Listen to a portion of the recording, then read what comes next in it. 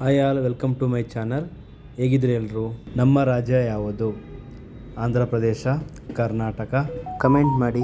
ಕೇರಳ, ತಮಿಳುನಾಡು? ಕರ್ನಾಟಕ.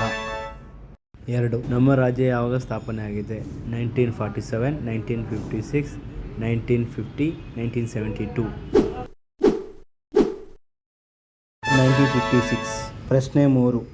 ನಮ್ಮ ರಾಜ್ಯದ ಹಳೆಯ ಹೆಸರೇನು? ಬೆಂಗಳೂರು, ಮೈಸೂರು, ರಾಮನಗರ, ಬೆಳಗಾವಿ? ಮೈಸೂರು. 4.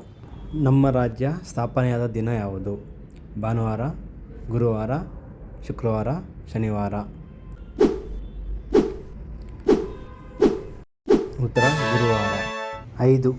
ನಮ್ಮ ರಾಜ್ಯವನ್ನು ಯಾವಾಗ ಕರ್ನಾಟಕ ಎಂದು ಹೆಸರಿಟ್ಟರು? ಜನವರಿ 1, 1972, ನವೆಂಬರ್ 1, 1973, ಡಿಸೆಂಬರ್ 1, 1972, ಆಗಸ್ಟ್ 15, 1947? ನವೆಂಬರ್ 1, 1973. ಪ್ರಶ್ನೆ 6. ಕರ್ನಾಟಕ ರಾಜ್ಯದ ರಾಜಧಾನಿ ಯಾವುದು? ಮೈಸೂರು, ಬೆಂಗಳೂರು, ಹುಬ್ಬಳ್ಳಿ, ಬಳ್ಳಾರಿ? ಕಮೆಂಟ್ ಮಾಡಿ.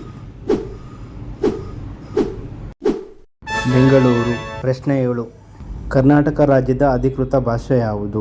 ಹಿಂದಿ, ಕನ್ನಡ, ಇಂಗ್ಲಿಷ್, ಸಂಸ್ಕೃತ? ಕನ್ನಡ.